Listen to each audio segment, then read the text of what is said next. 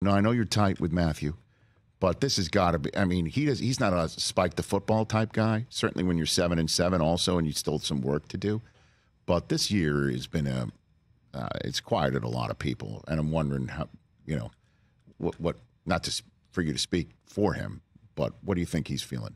What can you communicate I think he with is us right now? Loving football more than he's ever loved it probably right now. Now, physically, obviously, when you get older, it hurts, and he's been through some stuff this year. Right. But I think there starts to be an appreciation of your impact on a room and a group, and just getting to go out there as their leader every week that you start to have that really kind of makes you play loose and have fun and enjoy being around guys. Because I know for me, when I was 40 playing left tackle, the energy of the young guys was exciting to me to go out and play, if anything, for those guys to go take the field with them and be like, I can keep up with them, but also I can help lead them.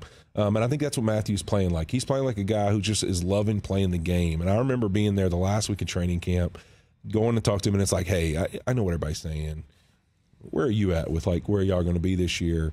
And him just giving me that little smirk and the eyes and that smile he has of you just know when Matthew's up to something and he's about to wing it, he's about to throw a whole shot or to make some aggressive throw. That's almost the same look he would give you in a huddle, like you knew he's about to do something. He gave me that look, and he's like, we're going to be all right. And just that confidence he had in that little second of being in the locker room together, I was like, I think this team could be more than what people think. And it's fun to watch them right now, 7-7, and they got it's in their hands how they finish this season, whether they make the playoffs, and could be right up there with one of the best jobs Sean McVay's ever done as a head coach and Matthew Stafford as a quarterback to get this football team, as young as it is, to the playoffs. And we have the playoff picture up on the screen, perfect, because that's where I wanted to go. It's like we're one cohesive unit right here on the show, production wise, because you take a look at the way things are going. Okay, Nick Mullins for the Vikings, and they take on the Lions twice in the next 3 weeks. And so it's possible if the Rams and the Saints obviously have a ton to play for. The NFC South is way up for grabs.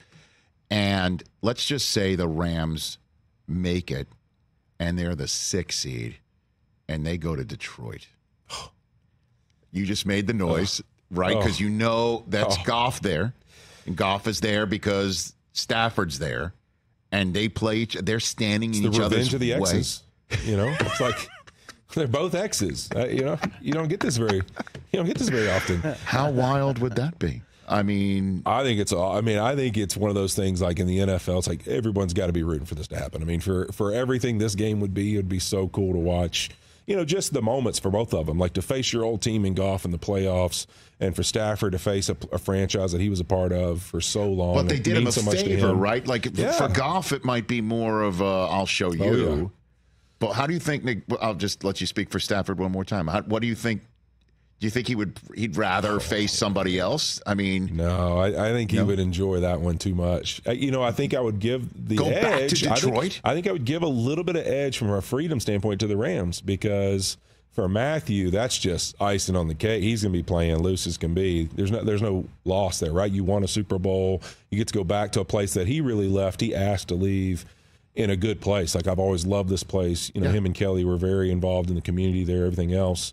Whereas for Jared Goff, I think that's almost a little bit of a nightmare situation, because it's like, man, for him to come back with this former team and beat you in your place, that's more stressful, I would think, from that side of it than Matthew's side. Look at that. And then one last, what do you think question on this front is potentially standing in the Rams' way of making it and making something like that potentially happen are the 49ers in the final week. Now, let's just assume, and I know what that word usually is infused with, let's just assume they've got that 1 seed wrapped. Do you think they're going to play their guys to keep the Rams out, like spit a spiteful breath at the Rams? I don't think they like each other enough to lay down. I would think they would, but I think Kyle, we got to do that to the Rams. We got to not let them in, I think. But keep at the them same out time, okay. That could come back to bite you. You get one of your players hurt. You get, you got to look at the first game they played. San Francisco didn't really get a hold of the game until late in the second half. Right. So, you get into a battle that you're going to have to unload everything you got to win. But you're going to keep these guys sat for 2 weeks?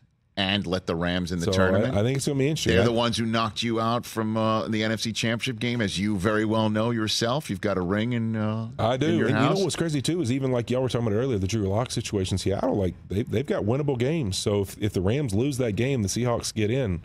So it's interesting, that division. I got a feeling, though, I'm going to say this. All three of them make it? I think all three of them make it. And the AFC North may have an opportunity for all three to make it. So that would be Ravens, Bengals, I'm assuming, not the Steelers. And the Browns. Okay, and the Browns. Catch the Rich Eisen Show every single day on the Roku channel, 12 to 3 Eastern, for free.